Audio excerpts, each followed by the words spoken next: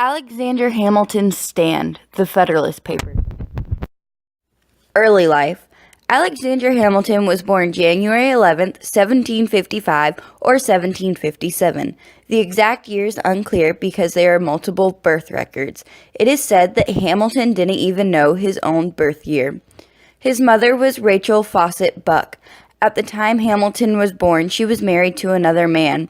She lived with James Hamilton for nearly 15 years without being properly divorced from her former husband. Hamilton's father was James Hamilton. James Hamilton was a Scotsman. Hamilton's family was poor and could not afford for him and his brother to go to school. There are records that show Hamilton going to school at about 10 years old at a Jewish school. Hamilton was born on the island of Nevis in the West Indies, under British control.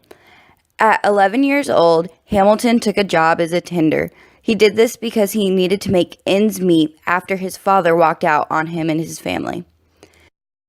The job that changed it all. Alexander Hamilton was working as an accounting clerk in St. Corks. There, he learned business of money and trade. A businessman named Nicholas Kruger saw his great work in accounting. He and Hugh Knox pulled together to send Hamilton to America for a better education. Hamilton impressed Mr. Knox with a letter he had written about a hurricane that came through his hometown in 1772. When he got to America, Hamilton arrived in New York in 1773. He was about 16 years old at this time. When he arrived, he was soon enrolled in King's College. In 1774, Hamilton wrote his first political paper.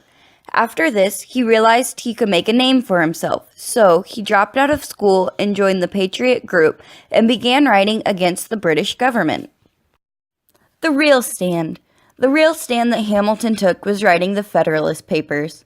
The Federalist Papers were a group of essays posted anonymously in hopes to get New York to vote for the U.S. Constitution. It was later found out that John Jay, James Madison, and Alexander Hamilton wrote these essays. At first, the three men wanted to write a total of 25 essays with the work divided equally. There were a total of 85 essays in only 6 months. The essays were published anonymously, but historians have found copies with records of who wrote what essay. John Jay wrote only 5 essays because he developed a bad night cough. James Madison wrote 29 essays, and Hamilton wrote the other 51. Why the essays were needed. While the new U.S. were known as their own country, they needed a legal system in place, the U.S. Constitution. Many were for the Constitution, but many saw it as flawed. The Federalist Papers were written to prove to New York mainly, but also other parts of the U.S., that the Constitution was needed. The way before the Constitution was the way that the colonies were ruled overseas. Some parts of the U.S. wanted to keep it that way instead of having their own laws and beginning their own country. Hamilton's fall. After the Federalist Papers, Alexander Hamilton continued to write for the U.S. Hamilton also went back into law. One of his greatest rivals in the courtroom and in life was Aaron Burr. They both had different views and would always go against each other.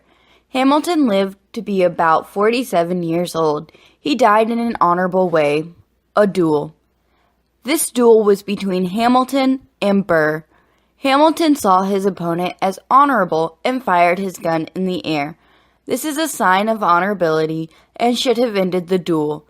Aaron Burr heard the gunshots and thought it was at him, so he followed his instincts and shot at Hamilton. This was the resulting cause of Hamilton's death.